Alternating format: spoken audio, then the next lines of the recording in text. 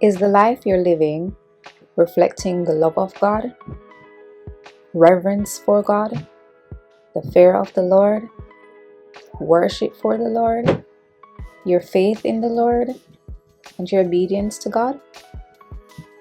Who do you spend your time with? Where do you spend your time? And to what do you allow your life experiences to be? Welcome, everyone. Think of a word, a positive word, and it may just be a chronicle shared in this space. Let's make life more meaningful. Beautiful people of the world, welcome back to Chronicles with Stephie. This is the podcast where we get together to try to make life a little bit more meaningful over here. So, thank you for joining and tuning in to this episode. I hope that you all have been well. I hope that you're living your life according to how God has called you to. And if that's something that you're struggling with, I hope that, and I also pray for you that you slowly will come to surrender yourselves to God, surrender your minds and your hearts to God, and just be free in Him and allow Him to work. Allow Him to have full control. So welcome back. This is season 4. If you're new here, thank you for tuning in. I'm not even sure what episode we are on, to be honest. I will refresh my memory when I'm editing. But gems, I hope you have been well. And today's chronicle is about priorities. We're going to discuss how we can prioritize a godly life and, the gifts and talents that God has granted to us, through His divine kindness. So if this is something that you think you'll be interested, or if you just enjoy listening to my voice, welcome to Chronicles with Stephie. Season 4, Priorities Chronicles. Now I'll start off by saying that I recently attended a funeral a couple of days ago. And as per usual, the theme and the overall tone of funerals is that you reflect upon the life of the individual to which you're celebrating, the life of the individual that you will miss, no doubt. But also the business of getting your life in order, getting your house in order, getting your affairs in order. Meaning, not the tangible and earthly possessions, but your spiritual life in order for the day of judgment. No, I'm in no way, shape, or form, a trained theological student, a trained theological graduate. So that's not my area of expertise. And again, we play wisdom over here. We don't play naive, so I'm not coercing or forcing anybody to believe in that which I believe in. I'm just merely here to make life a little bit more meaningful. So that essentially is the tone of a funeral, to encourage persons, believers and unbelievers, to get your life in order, prioritize your spiritual life, and ensuring that your soul isn't damned to hell. And it sat with me, as usually it does when you go to a funeral or when you go to church, but it sat with me and it got me to thinking, what does a godly life entail? What does a life where you prioritize God entail? And for a minute I was dumbstruck, because I know the tools that we need. We need to convict ourselves to prayer and discernment. We need to spend time reading His holy word so that we can draw close to Him and He to us. Being and dwelling among persons who are like-minded for Christ. Being among your kinfolk, essentially. And I always hear that, show me your friends, I'll tell you who you are. So being around like-minded people that will edify and glorify the kingdom of God, and singing our songs of praise and worship to reverence God. So we do have the tools, but what does prioritizing our life truly look like? Prioritizing a godly life truly look like? And it's a question that got me thinking. And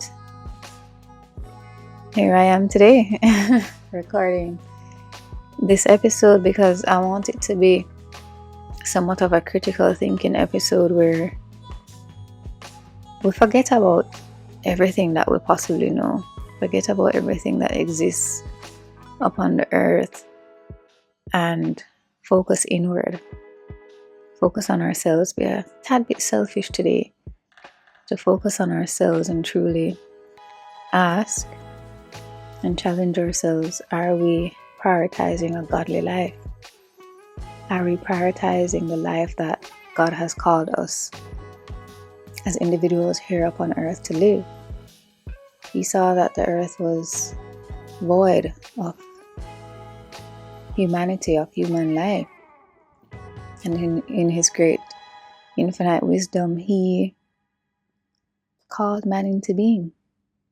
He created man. As we all know in Genesis, he created man.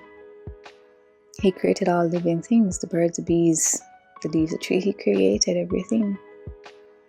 And for God, everything, everyone has a purpose. We're not here just void of the Holy Spirit roaming the earth. We were sent here to fulfill the mandate for Christ, not for any other reason, not for anything that we could ever do of our own accord. We were literally sent on earth because God saw it best. He needed it. He created it. He ordained it. And it happened. And oftentimes I think that we prioritize the things of the world and the experiences that the world has to offer. And not only do we neglect ourselves, but we neglect our calling. We neglect the true meaning and purpose of us literally being alive. We neglect to have a heart of gratitude. We neglect to give God thanks. We neglect to live peaceably among men. And I can go on and on and on. But the point will forever stand. We neglect God. And it's very awkward to think that, maybe awkward isn't the word, but when flesh dies, meaning when he takes the breath of life from us and we are void of living and we lay unconscious for eternity until he returns to call his children home, we just lay there and we're buried. And at that point, it's just truly too late. There is no way or shape or form for us to get our lives in order. And that's sad. That's dangerous and sad. To think that, especially for your loved ones, those persons and individuals who you care about, the stranger you met that, lifted you up in the light of the countenance of the Lord, it's sad to think that you might never see that individual again when that day of judgment arrives. And that makes me sad. It makes me sad to know that we don't prioritize the calling of our lives. We don't fulfill the purpose of our lives. We don't even try to seek it out. We don't even try to seek it out to know what it is. We just live nilly-willy. And then we pass. And then when the trumpet sounds and we go to stand before him, it's depart from me, I know you not. We're living in a society where we truly just don't prioritize God. We are so dumbstruck with the over consumption of this world. with the vilification of this world, with the chastisement, with the mocking, and we allow ourselves to be yielded as weapons for the devil, and we move further and further and further away from God, so much so that we don't feel His presence, we don't hear His voice, and we truly just don't know what to do with our lives. So we go along with the crowd, we go along with the masses, and we do as the heathens do, instead of doing as children of God should do. Life is hard, so much so that the Lord, He knows it's filled with challenges, because He has given us the choice of free will. But we don't seem to operate within the bounds of that free will, knowing that God gave it to us, and what gives He can also take, And He knows that life is going to be challenging. He reminds us to run the race with endurance, the race that is set before us, looking to Jesus, the founder and perfecter of our faith. Jesus who endured the cross, Jesus who despised the shame and is now seated at the right hand of the throne of God. Don't we want to be near to that throne? Shouldn't we be drawing close to that throne? Because we won't be here forever. We are literally mortals. We are flesh and bone, and it will wither away. So I ask the question now for us to ponder and truly reflect upon. Are we prioritizing our God-given lives? Are we spending time reading His Word? Or are we reading the world? Are we spending time in prayer? Or are we spending time gossiping and entertaining idle talk? Are we spending time praising and worshiping the Lord? Or are we spending time quarreling and complaining about the life that He has loaned to us? Are we spending time discerning the voice of God? Or are we spending time listening to every single trick and deceit of the enemy? Are we prioritizing our godly lives?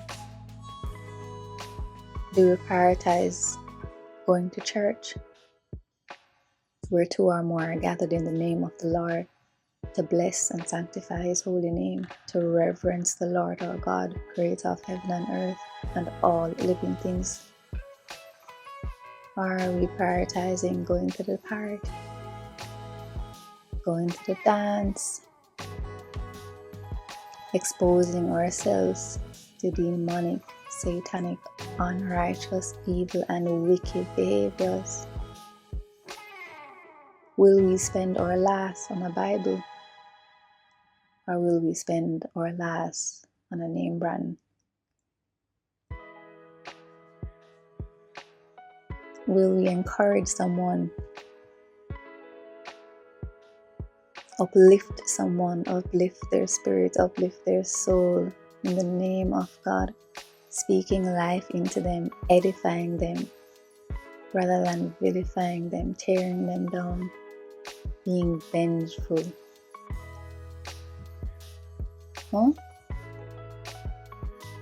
Are we prioritizing loving the Lord our God with all our heart, with all our soul, and with all our minds? Are we allowing ourselves and prioritizing our minds to be transformed and renewed? Are we prioritizing dying to fleshly desires and pleasures of sin? We want to give up X, but are we truly making a valiant effort? we want to stop doing. Why? Are we truly making a valiant effort? Are we prioritizing a godly life? Are we transcribing the word of the Lord onto our hearts? Are we allowing ourselves to be used by God? Are we trying to understand and learn and become knowledgeable and receive that great wisdom from the Lord our God? Are we prioritizing putting on the full armor of God? How do we spend our days? How do we spend our time? Do we just merely give 5 minutes of the same repetitive prayer to the Lord our God who created us, who placed us here on this earth?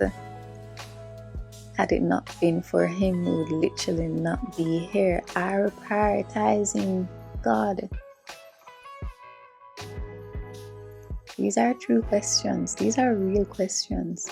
These are eternal questions. These are get your house in order, get your life in order, get your spirit in order, get your soul in order questions.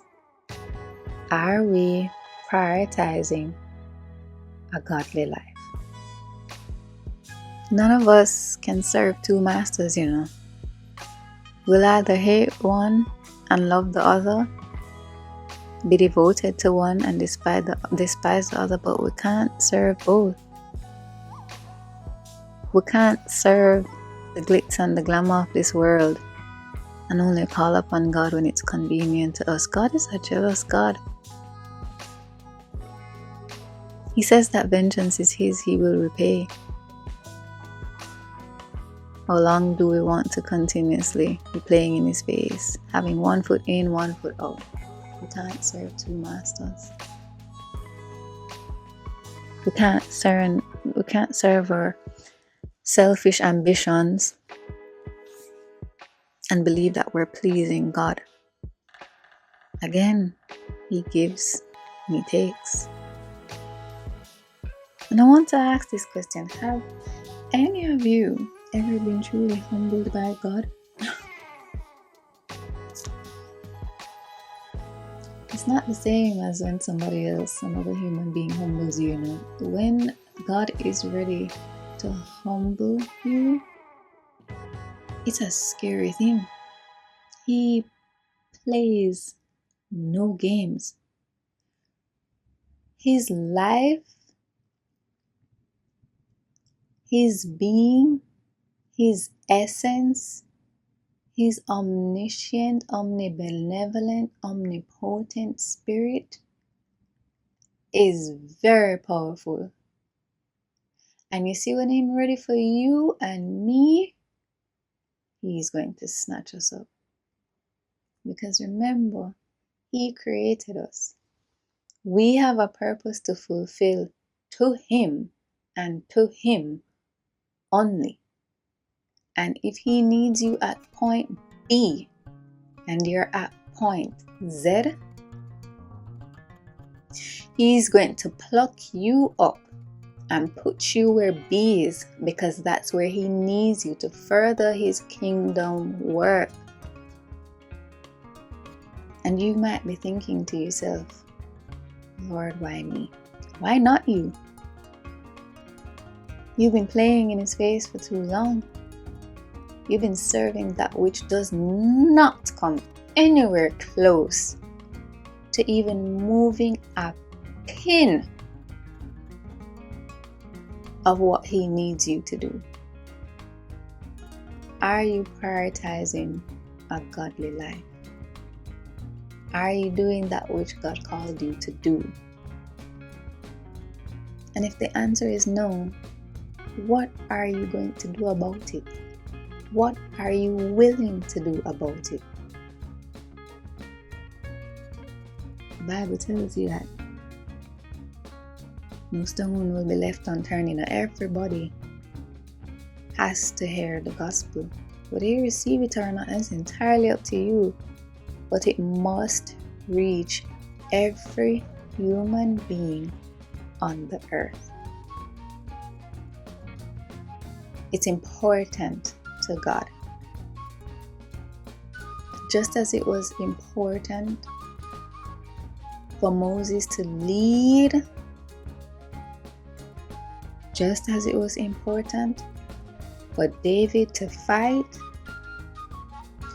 just as it was important for Noah to build, just as it was important for Jesus to die. God's work will be fulfilled. Don't be 6'6" under and not give of your life to the Lord, not commit your works unto the Lord. He'll fight for you. He loves you. He's there for you. He'll protect you. Surrender your hearts. Prioritize your godly life. Go to the author and finisher of your faith. As per usual, peace and love and light. And I'll see you all in the next episode. Bye everyone.